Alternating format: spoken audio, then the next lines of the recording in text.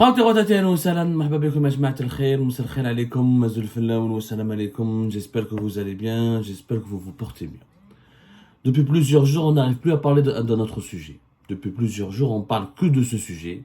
Le Maroc, le Maroc, le Maroc. Bon, après on va parler de cette obsession anti-marocaine. Franchement, moi, elle commence à me gaver. Mais bon, plus que le Maroc, on parle que de ce sujet. Le match de l'USMA, la Renaissance sportive de Berkane. Bon, hier, troisième gifle. Troisième désaveu pour l'Algérie. La Confédération africaine de football a rendu son verdict, elle a pénalisé elle a sanctionné l'USMA. C'est triste pour l'USMA, une belle équipe, tenant du titre de la Coupe de la Confédération de la CAF, qui aurait pu vraiment disputer le match et gagner brillamment le match et aurait pu préparer le match retour et se qualifier pour la finale et défendre son titre. L'USMA est dans de sales draps en ce moment. La Confédération africaine de football, vous avez certainement suivi le 24 avril 2024, elle a décidé donc de sanctionner le club de l'USMA par un forfait 3-0. Donc elle a attribué, la Confédération africaine de football, elle a attribué une victoire virtuelle au club marocain de la Renaissance sportive de Berkane par 3-0. En plus, l'USMA devra passer devant un jury disciplinaire pour des éventuelles sanctions additionnelles. Et le match retour, qui est prévu donc le 28 avril 2024, est maintenu. 28 avril, ce sera donc dimanche prochain. Voilà. Dimanche prochain, l'USMA doit aller au Maroc jouer un match. Elle est déjà menée 3-0. Donc il faudra un miracle il faudrait que l'USMA gagne 3-0. Là, c'est une remontada. Il faut une remontada de l'USMA. Et l'USMA doit gagner 4-0. Au moins pas plus de 3 buts de différence pour qu'elle puisse se qualifier en finale. Pour qu'elle puisse se qualifier à la finale. Pour aller en finale. Cette finale qu'elle mérite vraiment parce que c'est un club. Moi, c'est mon club de cœur, l'USMA, en tant qu'Algérois. Je suis un USMiste. On a un hab l'USMA où c'est la perle d'Alger. Pour moi, l'USMA, c'est franchement, c'est une pipite de talent. Cette année encore, ils étaient bien partis pour gagner le titre. Ce qui aurait donné à l'Algérie, ce qui aurait pu redonner à l'Algérie sa gloire sportive que nous avons perdue ces dernières années. Mais bon, cette affaire est en train d'accoucher d'une immense déconfiture, d'une immense humiliation pour l'Algérie. Pour la troisième reprise, la Confédération africaine de football désavoue l'Algérie. Et là, je vois les polémiques s'éternisent en Algérie. Personne ne veut se remettre en cause. Wallah, Jma'a, personne ne veut se remettre en cause. Maintenant, les sanctions disciplinaires, on est en train de dire, je fais un point. La Confédération africaine de football, ce n'est pas un parti politique. Ce n'est pas une organisation politique. Il y a du lobbying, oui. Il y a une influence marocaine, oui. Les Marocains ont œuvré pour imposer leur influence au sein de la Confédération africaine de football. On parle de jeu de coulisses, ça c'est le jeu de coulisses. C'est l'Algérie qui était faible et qui était effacée. Et les représentants du football algérien depuis 2019, depuis la crise politique de 2019, depuis le départ de Zotchi jusqu'à aujourd'hui, était donc une catastrophe absolue. Il n'a qu'à voir, choufou la Fédération algérienne de football, comment on a été déstabilisé, comment on a été confié à des amateurs, à des personnalités qui manquaient de charisme, de compétences, d'expérience, de stratégie. Et du coup, les Marocains, ils en ont profité, effectivement, pour imposer leur agenda au sein de la Confédération africaine de football. C'est vrai, c'est une vérité. Mais en fait, je vois pas qu'est-ce qui est scandaleux. Donc, le lobbying n'est pas haram. Le lobbying n'est pas illégal. C'est parce que toi, tu étais faible. Parce que nous avons cassé notre pays. Les Marocains sont unis. Et ils savent, ils défendent l'intérêt général. Qui est soutenu par l'État marocain, soutenu par le roi du Maroc, soutenu par les médias marocains, soutenu par les autorités marocaines, soutenu par le sport et les sportifs marocains, d'ailleurs un front commun pour que le pays, ils avaient un objectif, c'est de devenir une puissance sportive influente sur le continent africain. Dans une stratégie, accueillir des sélections africaines, donner de l'argent et financer les fédérations africaines des pays les plus pauvres, former des joueurs africains, former les entraîneurs et les techniciens africains, offrir des stades marocains aux sélections africaines, devenir un carrefour d'échange de formation incontournable pour de nombreuses sélections africaines, construire des nouveaux stades, candidater pour les Coupes du Monde, dans une stratégie, organiser des rencontres sportives amicales et officielles au Maroc. Ils ont fait une stratégie depuis des années. Le Maroc n'est pas arrivé là par hasard. Il faut arrêter de croire que le Maroc est devenu influent aujourd'hui au sein de la Confédération africaine de football parce qu'il y a les Israéliens qui sont venus du jour au lendemain. Ils ont appelé les Égyptiens. Nous voulons que la Confédération africaine de football soit dominée par les Marocains parce que ce sont... C'est ni les Émiratis ni les Israéliens. Les Marocains خدموا. كانوا هما يخدموا. حنا كنا نكسروا في بلادنا. Faut dire la vérité. حنا كنا نكسروا في بلادنا. La fédération, on s'est vengé, on a écarté toutes les compétences parce qu'elles étaient liées au régime de Bouteflika. On a cassé l'équipe de Zotché qui a ramené la Coupe d'Afrique des Nations parce qu'ils étaient liés à l'Ihdad ou le régime de Bouteflika. Djibna Hadak Sharaf el-Din Amara, c'est une catastrophe. Les personnes qui ont suivi Sharaf el-Din Amara, c'est même pas la peine de citer leur nom, c'est une catastrophe encore plus absolue. Ouhada, l'actuel président de la Fédération algérienne de football, il est très limité, mais c'est extrêmement limité. Chef, non, ses interventions médiatiques, sa manière de parler, sa prestance. Il suffit juste d'évaluer sa prestance, son discours, sa prise de parole publique, ses actions au sein de la Fédération algérienne de football. Je vous oublier aujourd'hui, le football algérien, il est malade, à l'image d'un pays malade, recroquevillé sur lui-même, renfermé sur lui-même et en guerre contre lui-même. Nos talents, nos personnalités les plus talentueuses, on les a insultés, on les a mis à l'écart, on les a défamés, on les a méprisés, on les a emprisonnés, on les a forcés à l'exil. Du coup, on a laissé un boulevard royal pour que le Maroc devienne influent. Exercer de l'influence n'est pas illégal. Ce qui est illégal, c'est la corruption, acheter des voix, violer les règles. Là, ce serait illégal. Et après, il faut le prouver. Dès le départ, elle a été mal négociée par l'Algérie. Dès le départ. L'Algérie a gagné parce qu'elle a préservé un principe. C'est quoi ce principe? C'est quoi ce principe? يا خويا نقولها لكم لو كان خليناهم من الاول لو ماتش aurait pu se dérouler هذا le maillot serait passé inaperçu parce qu'aujourd'hui l'affaire des maillots elle est devenue mondiale, internationale. Elle doit aller à la presse occidentale, elle doit aller à la presse africaine, elle doit aller à la presse arabe. De nombreux pays, de nombreuses opinions publiques ne connaissaient même pas le club de Berkane au Maroc. Ils n'avaient même pas fait attention. Personne n'avait fait attention à ce maillot.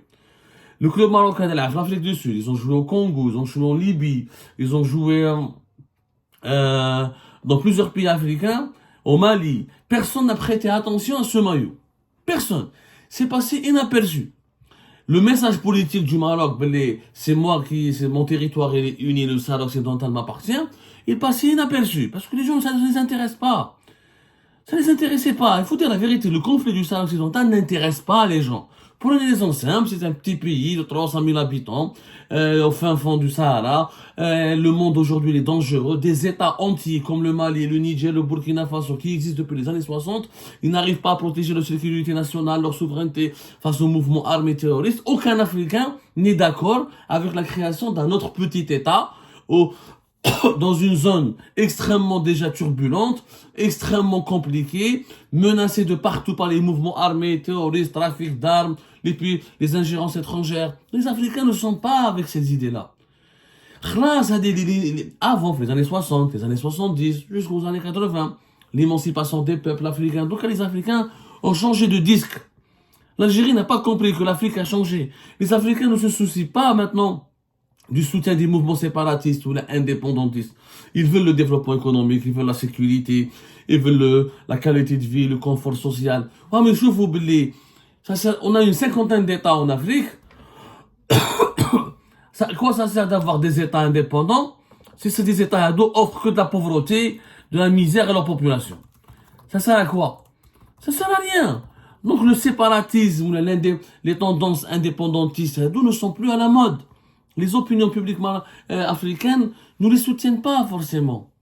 Même si la cause sahraoui est reconnue, soutenue par l'Union africaine, que la République arabe sahraoui est membre de l'Union africaine, mais ça a changé. Depuis pratiquement 10 ans, la priorité des Africaines et des Africains a changé. Donc franchement, le maillot Hadid était inaperçu. Le match, l'USMA aurait gagné le match Hadid. Oh, après toi, tu dis après tu veux faire chier les Marocains, tu veux les emmerder, tu veux leur faire mal. Tu dis ta victoire, regarde, je dis ma victoire à la République arabe sahraoui ou là au Polisario ou là, fais ce que tu veux. Après le match, ou là dans les stade à 5 juillet, et tu invites les gens du Polisario ou là, les étudiants sahraouis pour soutenir l'USMA. Des gestes symboliques, ça aurait suffi. Ça aurait suffi pour marquer l'attachement de l'Algérie au Sahara occidental. Mais حنايا درنا une grosse polémique ودخلنا dans un bras de fer contre la Confédération africaine de football. Il faut voir, on a insulté la Confédération africaine de football. On la considère comme une organisation corrompue, comme une organisation diabolique. Je vous les médias algériens, une annexe d'Israël, une annexe du Makhzen. Mais là, il faut quitter la Confédération africaine de football. Il faut que l'Algérie arrête le football. On va stopper le football. Et je c'est une affaire très grave. هذه سلكتلها l'USMA. Pour le moment, يا ربي برك تسلك بخير يضربوا les sanctions s'arrêtent là. Parce que si demain la Confédération africaine de football veut aggraver, veut vraiment imposer des mesures disciplinaires, si l'USMA risque une exclusion de plusieurs années, d'au moins 2 ans de toutes les compétitions africaines, et la Fédération algérienne de football risque elle-même une exclusion. Ça veut dire que ni la sélection nationale algérienne, ni l'équipe nationale, ni les clubs algériens ne pourront plus jouer en Afrique. On sera comme la Russie, déconnecté du monde du football. Est-ce que le public algérien est prêt à l'accepter, cette situation? Je ne crois pas. Le football est dirigé par la Confédération africaine de football. Ce n'est pas la Ligue arabe, l'Union africaine.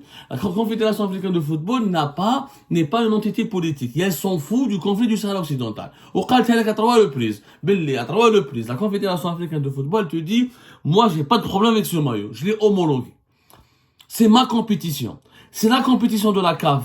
C'est pas la Coupe d'Algérie, ou la Coupe du Maroc, ou la Coupe de la Ligue arabe. C'est une compétition CAF, sponsorisée par Total, organisée par la CAF. C'est l'idée de la CAF. C'est la propriété de la CAF. Tu veux lui imposer tes propres règles, tes propres principes. وتحكي لها la souveraineté nationale. ما علاقة السيادة الوطنية مع منظومة رياضية ولا une compétition مع بطولة رياضية اللي ما عندها حتى علاقة مع السياسة. Franchement, c'est nous qui faisons de la publicité au Maroc, gratuitement. On est en train de faire de la publicité au Maroc. Au lobby marocain qui veulent absolument... On leur a fait de la publicité. L'attitude de l'Algérie, cette brutalité, cette agressivité dans le mode de gestion de cette crise a permis à ce maillot, aux thèses marocaines sur le Sahara occidental, à la thèse de la marocanité du Sahara occidental, de s'imposer dans tous les médias du monde. Donc les médias du monde entier, le Sahara marocain, où toutes les fédérations sportives marocaines, nous allons généraliser maintenant, puisque ça nous permet d'avoir de la publicité, et puisque ça emmerde l'Algérie qui est le principal soutien du Polisario, on va maintenant généraliser la carte du Maroc, incluant le Sahara occidental, sur toutes les tenues sportives, de toutes les disciplines sportives. On leur a donné une arme. Le régime algérien a offert au lobby marocain une arme. Gratuitement. Une arme bénie. Alors que les Marocains se frottent les mains. Pour le Maroc, le régime Tebboune est une bénédiction absolue.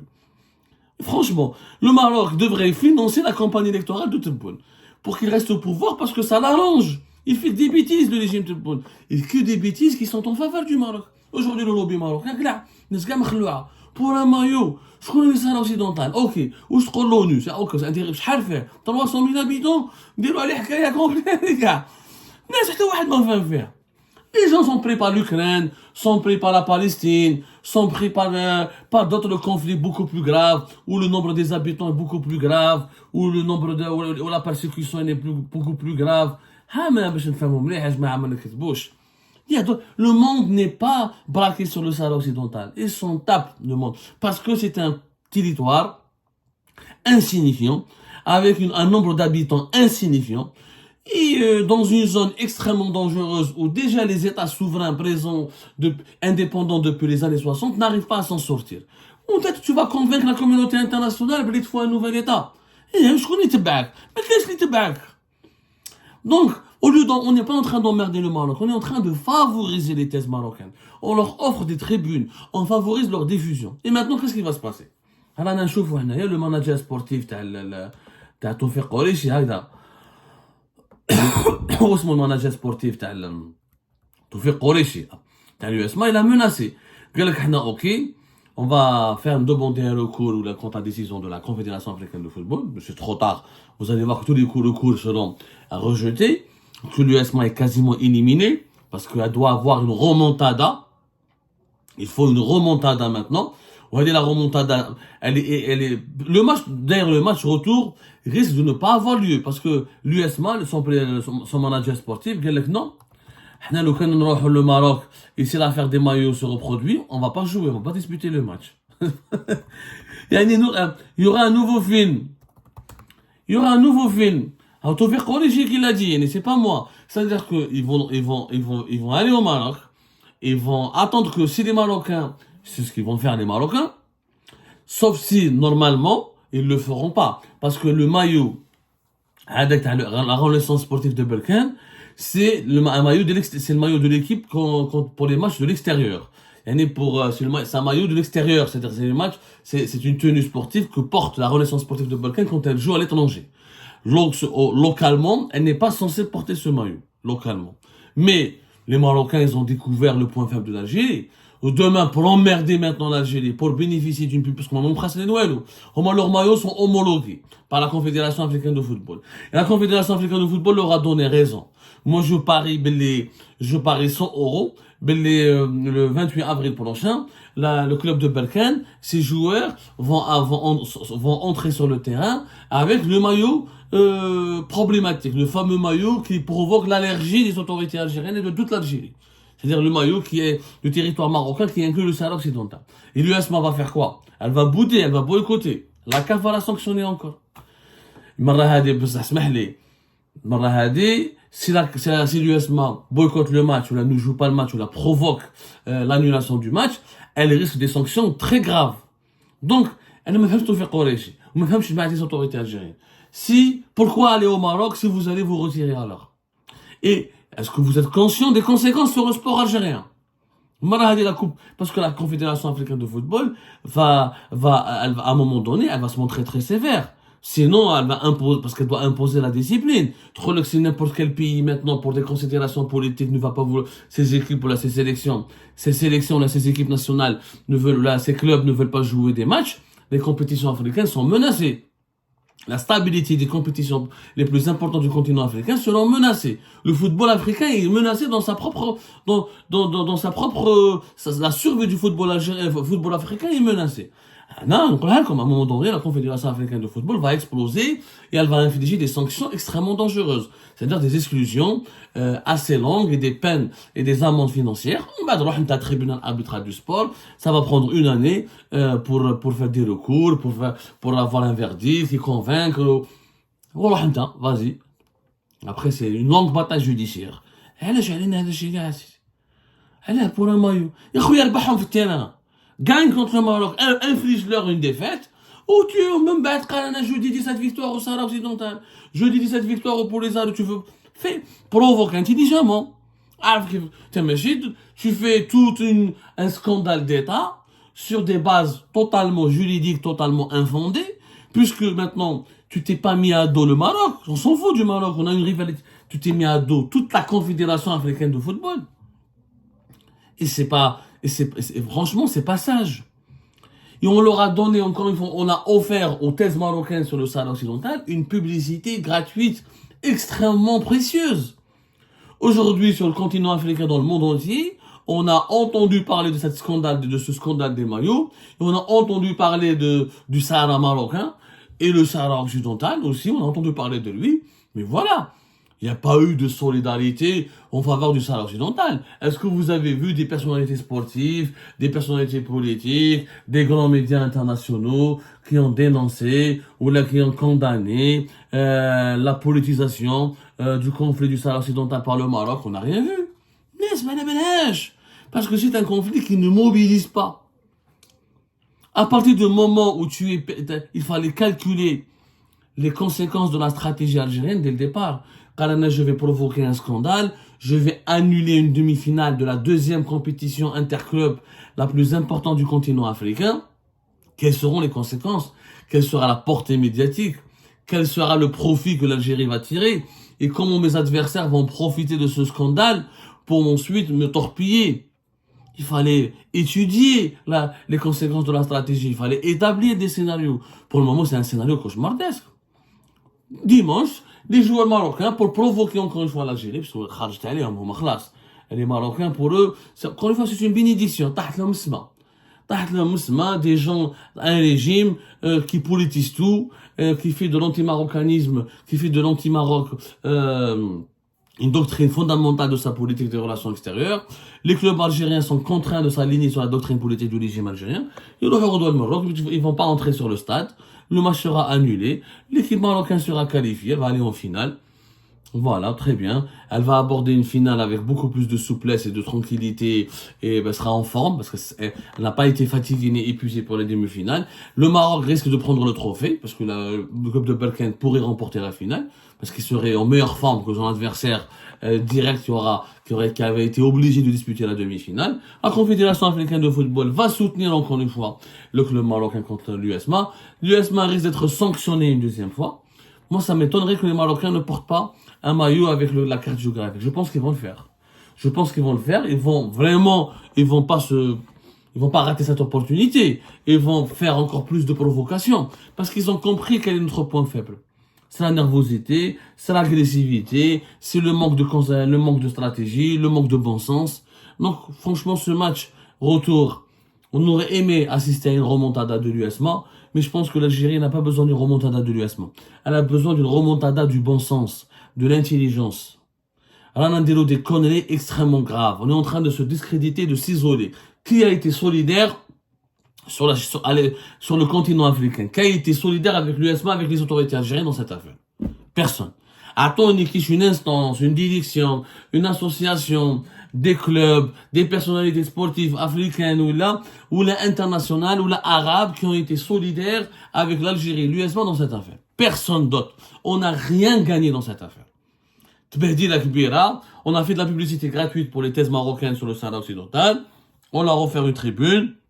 On leur a permis de nous écraser avec la Confédération africaine de football. Et maintenant, nous avons un énorme problème, un gros problème avec la Confédération africaine de football. Et ce problème risque d'aboutir à une impasse extrêmement dangereuse pour le football algérien.